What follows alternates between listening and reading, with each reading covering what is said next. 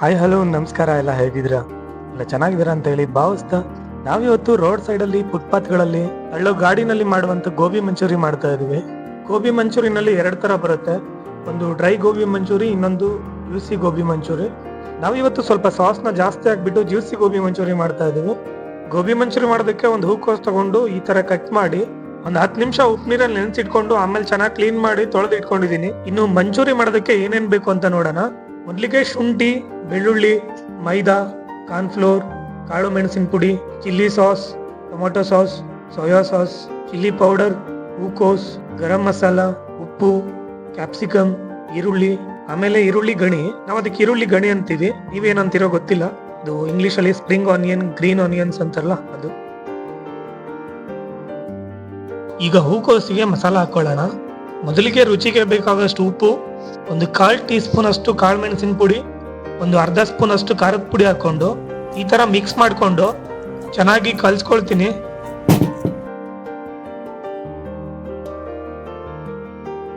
ಇವಾಗ 1 ಸ್ಪೂನ್ ಮೈದಾ ಹಿಟ್ಟು, 2 spoon cornflour ಹಾಕೊಂಡು ಸ್ವಲ್ಪ ಸ್ವಲ್ಪ ನೀರ್ ಹಾಕೊಳ್ತಾ ಈ ತರ ಕಲ್ಸಿಟ್ಕೊಂಡಿದೀನಿ. ಇವಾಗ ಒಂದು 10 ನಿಮಿಷ ಚೆನ್ನಾಗಿ ಉಪ್ಪು ಖಾರ ಹಿಡಿಲಿ ಅಂತ ಹೇಳಿ ನೆನ್ಸಿಡ್ತಾ ಇದ್ದೀನಿ. 10 ನಿಮಿಷ ಆಗಿದೆ, ಚೆನ್ನಾಗಿ ಉಪ್ಪು ಖಾರ ಹಿಡಿದಿದೆ. ಈಗ ಒಂದು ಕಡಾಯಿ ಇಟ್ಕೊಂಡು ಅಡುಗೆ ಎಣ್ಣೆ ಹಾಕೊಂಡು ಎಣ್ಣೆನ ಕಾಯಿಸ್ಕೊಳ್ಳೋಣ. ಎಣ್ಣೆ ಕಾದಿದೆ. ಇವಾಗ ನಾವು ಹೂಕೋಸ್ಗೆ ಮಸಾಲ ಹಾಕಿ ನೆನ್ಸಿಟ್ಕೊಂಡಿದ್ವಲ್ಲ ಅದನ್ನ ಎಣ್ಣೆಲಿ ಬಿಟ್ಟು ಫ್ರೈ ಮಾಡ್ಕೊಳ್ಳೋಣ.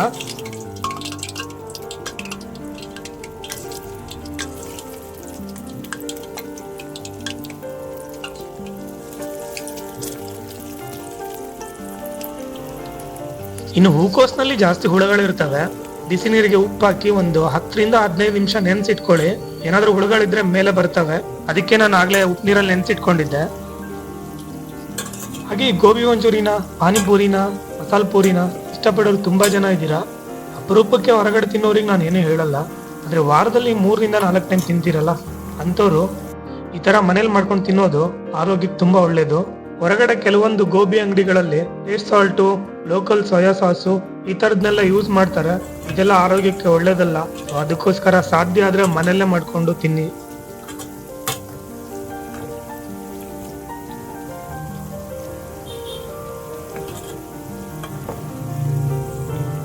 ಈ ತರ ಫ್ರೈ ಆಗ್ಬೇಕು, ಗೋಲ್ಡನ್ ಬ್ರೌನ್ ಕಲರ್ ಬರಬೇಕು.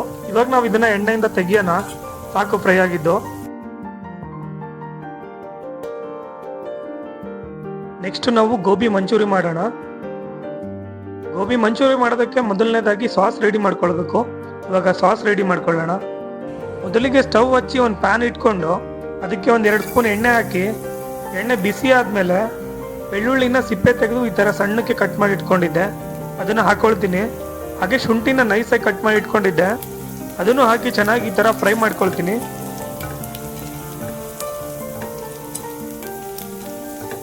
ಒಂದು ನಿಮಿಷ ಈ ತರ ಫ್ರೈ ಮಾಡಿ ಆಮೇಲೆ ಒಂದು ಈರುಳ್ಳಿನ ಈ ತರ ಕಟ್ ಮಾಡಿ ಇಟ್ಕೊಂಡಿದ್ದೆ ಅದನ್ನ ಹಾಕಿ, ಹಾಗೆ ಕ್ಯಾಪ್ಸಿಕಮ್ನು ಅದೇ ತರ ಕಟ್ ಮಾಡಿ ಇಟ್ಕೊಂಡಿದ್ದೆ ಎರಡನ್ನು ಹಾಕಿ ಒಂದು 2 ನಿಮಿಷ ಈರುಳ್ಳಿ ಸ್ವಲ್ಪ ಬ್ರೌನ್ ಕಲರ್ ಆಗೋ ತನಕ ಚೆನ್ನಾಗಿ ಫ್ರೈ ಮಾಡ್ಕೊಳ್ಳೋಣ.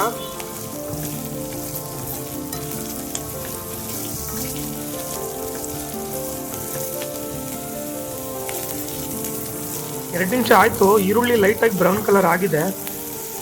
ಇವಾಗ ನಾನು 1.5 ಸ್ಪೂನ್ ಅಷ್ಟು ಸೋಯಾ ಸಾಸು, 2 ಸ್ಪೂನ್ ಅಷ್ಟು ಟೊಮೊಟೊ ಸಾಸು, ಹಾಗೆ 1.5 ಸ್ಪೂನ್ ಅಷ್ಟು ಚಿಲ್ಲಿ ಸಾಸ್ ಹಾಕೊಂಡು ಚೆನ್ನಾಗಿ ಈ ಥರ ಒಂದು 30 ಸೆಕೆಂಡು ಮಿಕ್ಸ್ ಮಾಡಿ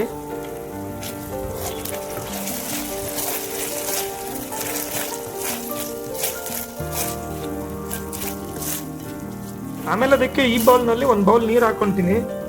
ನೀರು ಹಾಕೊಂಡು ಚೆನ್ನಾಗಿ ಮಿಕ್ಸ್ ಮಾಡಿ ಒಂದು 2 ನಿಮಿಷ ಒಂದು ಕುದಿ ಬರೋ ತನಕ ಮೀಡಿಯಂ ಫ್ಲೇಮ್ನಲ್ಲೇ ಕುದಿಸ್ಕೊಳ್ಳೋಣ. ಹಾಗೆ ನಾನು ಆಗ್ಲೇ ಹೇಳಿದ್ನಲ್ಲ ಗೋಬಿ ಮಂಚೂರಿಯಲ್ಲಿ 2 ತರ ಬರುತ್ತೆ ಅಂತ. ಒಂದು ಡ್ರೈ ಗೋಬಿ, ಇನ್ನೊಂದು ಜ್ಯೂಸಿ ಗೋಬಿ ಅಂತ ಹೇಳಿ. ಈ ಡ್ರೈ ಗೋಬಿ ಅಂದ್ರೆ ಸಂಜೆ ಟೈಮಲ್ಲಿ ಸ್ನಾಕ್ಸ್ ತರ ತಿಂತೀವಲ್ಲ ಅದು. ಈ ತರ ಜ್ಯೂಸಿ ಗೋಬಿನ ಫ್ರೈಡ್ ರೈಸು, ನೂಡಲ್ಸು, ಚಪಾತಿ, ನಾನು ಈ ತರದ್ರ ಜೊತೆ ಎಲ್ಲ ಸೈಡ್ ಡಿಶ್ ಆಗಿ ತಿನ್ಬೋದು. ಈಗ ಇದು ಕುದಿಯೋದಕ್ಕೆ ಸ್ಟಾರ್ಟ್ ಆಗಿದೆ. ಇವಾಗ ನಾವು ಆಗ್ಲೇ ಹೂಕೋಸ್ನ ಫ್ರೈ ಮಾಡಿ ಇಟ್ಕೊಂಡಿದ್ವಲ್ಲ ಅದನ್ನ ಹಾಕೊಳ್ಳೋಣ. ಹಾಕೊಂಡು ಚೆನ್ನಾಗಿ ಈ ತರ ಮಿಕ್ಸ್ ಮಾಡಿ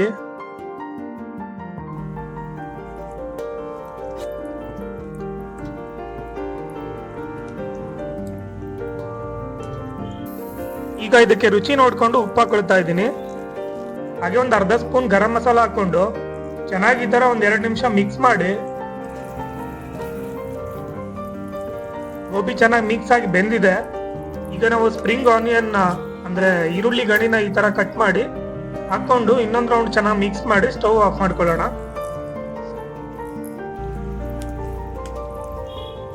ಇಷ್ಟೇ ನೋಡಿ, ಜ್ಯೂಸಿ ಗೋಬಿ ಮಂಚೂರಿ ರೆಡಿ ಆಗಿದೆ.